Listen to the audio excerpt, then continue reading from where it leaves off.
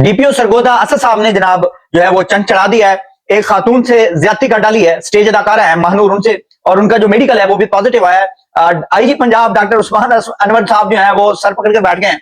अब ये ज्यादती का जो इल्जाम है वो स्टेज अदाकारा ने डीपीओ साहब के ऊपर लगाया है।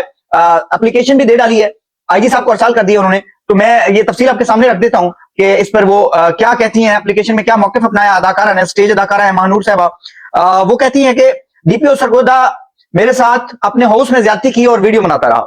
डीपीओ ने अपने कमरे में मुझ पर पिस्टल तान लिया और जान से मारने की धमकियां देकर जिना करता रहा। खातून का मेडिकल पॉजिटिव करार दिया गया है, मेडिकल जो है वो तो पॉजिटिव आ गया है। डीपीओ सरगोदा का ऑपरेटर समर मुझे डीपीओ के सामने पेश करके बाहर चला गया। डीपीओ की टीम ने गन पॉइंट पर मुझे डीपीओ हाउस पहुंचाया।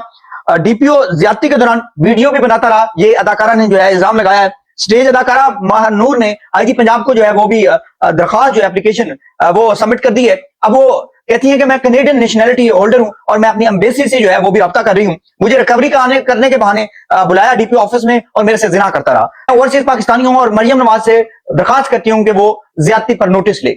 और याद रहे कि मरियम नवाज साहबा ने बच्चों और खवातीन से ज्यादती पर जीरो टॉलरेंस रखा हुआ है। अब आपने कमेंट्स में बताना है कि इसमें कितनी हकीकत हो सकती है, ये कितना झूठ है, ये कितना सच है, ये तो अल्लाह ही जानता है। लेकिन बहरहाल डीपीओ साहब को अपना मौकिफ जो है वो सामने रखना चाहिए। आपने अपनी कमेंट्स में राय जरूर देनी है कि अदाकारा की मर्जी से हुआ है या अदाकारा से वाकई जिनसी ज्यादती की गई है। मुझे इजाजत दीजिएगा, मिलते हैं किसी अगली वीडियो में। अल्लाह हाफिज, अल्लाह निगहबान।